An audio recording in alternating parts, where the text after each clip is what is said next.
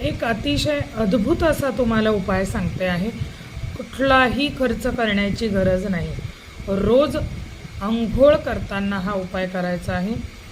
काय करायचं आहे, हातामध्ये पाणी घ्यायचे आहे. जे अंघोळीला तुम्ही पाणी वापरणार आहात त्यातलंच पाणी तुम्हाला हातामध्ये दोन्ही ओंजळीमध्ये घ्यायचं आहे आणि महादेवांचे ध्यान करायचे आहे. महादेवांचे ध्यान करत करत तुम्हाला त्यांच्या जटेमधून वाहणाऱ्या गंगा मैयाचे सुद्धा ध्यान करायचे आहे. बघा, गंगेचे लग्न झालेले नव्हते तरी सुद्धा तिला मैया हे स्थान दिलेलं आहे, म्हणजे मातेचे स्थान दिलेले आहे. तर तिचं तुम्हाला स्मरण करायचं आहे. विश्वास तुम्ही ठेवू शकणार नाही, अतिशय अद्भुत असा हा उपाय आहे आणि तो पण बिना पैशाचा उपाय आहे. तर ह्या गोष्टीने तुमचा चंद्र जो आहे, चंद्रग्रह जो आहे हा अतिशय मजबूत होतो. तुमचे आईबरोबरचे रिलेशन छान होते.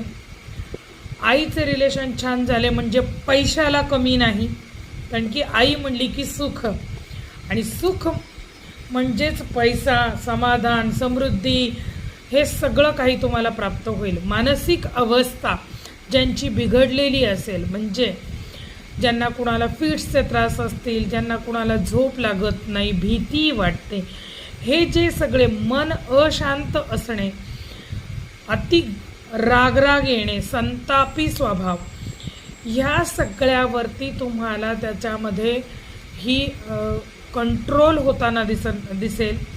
ते सगळे जे त्रास आहेत तुमचे ते बंद होताना तुम्हाला अनुभवायला येतील. मात्र उपाय एक दिवस करून चालणार नाही आहे, हा तुम्हाला दररोज करायचा आहे आणि गंगा मैयाचे स्मरण करायचे आहे. एक सप्तनद्यांचं एक स्तोत्र आहे, एक छोटंसं, एक 4 ओळ्या आहेत, त्या म्हणून जरी तुम्ही स्नान केलं तरीसुद्धा चालणार आहे. किंवा हे गंगा मैया, मी तुला नमस्कार करतो किंवा नमस्कार करते, मला म्हणजे रोज त्यांचं स्मरण हे करून तुम्हाला स्नान करायचे आहे. हे लक्षात ठेवा. अतिशय सोपा असा उपाय दिलेला आहे. जरूर करा आणि अनुभव मात्र जरूर कळवा. अशाच छान छान उपायांसह पुन्हा तुमच्या भेटीला येईल. तोपर्यंत जय जगदंब.